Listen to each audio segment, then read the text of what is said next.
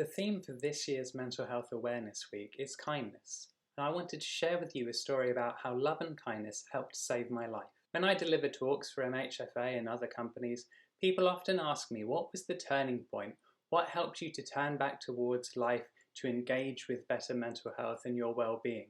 The truth is, there isn't just one thing that magically cures you. Mental health is a journey, and for some people it takes longer to get back to a place of well-being than others.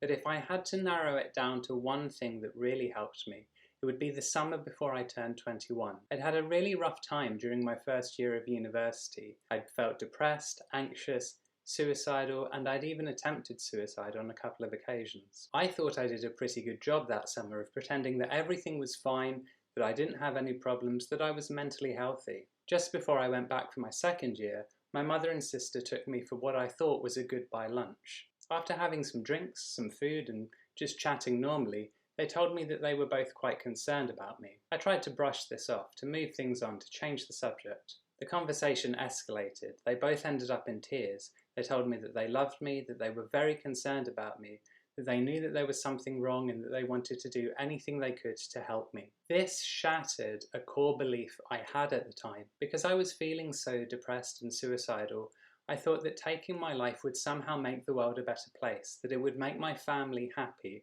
that the people I loved and cared about most would benefit from my death. Seeing them both in tears, sitting across from me, telling me that they loved me, that they wanted to do anything they could to help me, started to tear apart this idea. And when that core belief was attacked, other assumptions and ideas I had started to fall apart as well. I no longer felt like I could assume that my life was moving along one track, that there was only one answer to all of my problems. When I went back to university for my second year, I signed myself up for counselling. From counselling, I was referred to cognitive behavioural therapy, and my journey towards better mental health began. Letting people know that you love them, that you care about them, that you want to be there for them is a really powerful weapon against mental illness. Whether you have a FaceTime with them, whether you have a face-to-face interaction with them, whether you just send them a WhatsApp, it can really help to prevent somebody assuming that they're better off dead.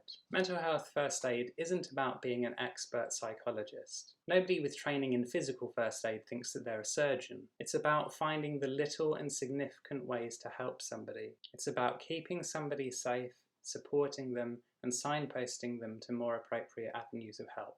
If you're worried about somebody, don't be afraid to ask them whether they're okay. Showing them that you love them, that you care about them, can help save lives. Don't feel that you have to take the responsibility just on your own shoulders. The larger the support network, the better the chance of saving somebody's life.